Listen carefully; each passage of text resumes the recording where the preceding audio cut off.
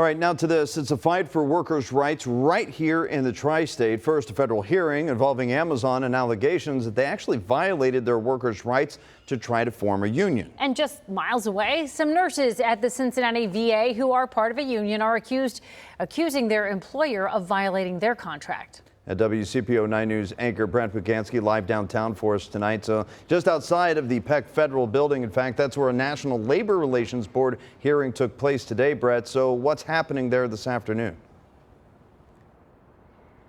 So really, a lot of the Amazon workers we spoke to felt like this was an opportunity for the labor board to hold Amazon accountable for what they say was mistreating their workers. They feel like they have the momentum moving forward. And speaking of that momentum, this is just coming days after the United Auto Workers added about 5,000 new members to their bargaining unit from their Volkswagen plant in Chattanooga, Tennessee.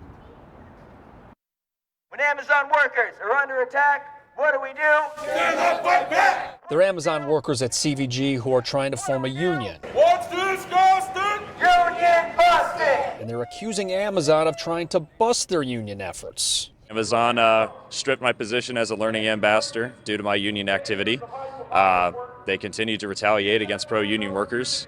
Braden Pierce is a ramp agent for Amazon at CVG. He's one of the employees who will testify this week. Amazon, you can't hide. We can see your greedy side. About how Amazon management allegedly discouraged and tried intimidating workers from organizing. Personally, I've been written up on a final written notice for insubordination off the clock.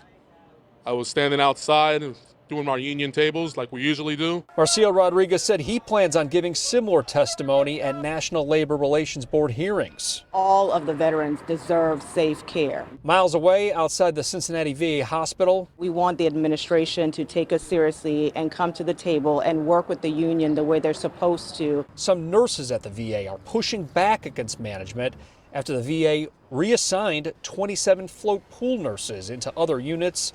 Their union says they're not trained to handle that. At the end of the day, we don't want plumbers doing your electricity. These fights come days after the United Auto Workers added 5,000 new members at the Volkswagen plant in Chattanooga. Despite that momentum from unions, a Gallup poll found union worker membership reached an all-time low in 2022. It was 10%, compared to 1983 when the membership rate was at 20%.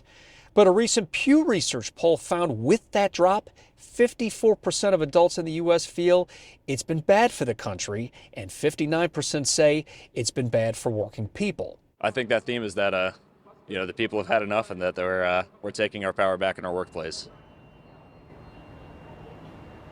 Still haven't heard back from Amazon regarding this story, but we are expecting to hear from them later this week during the proceedings.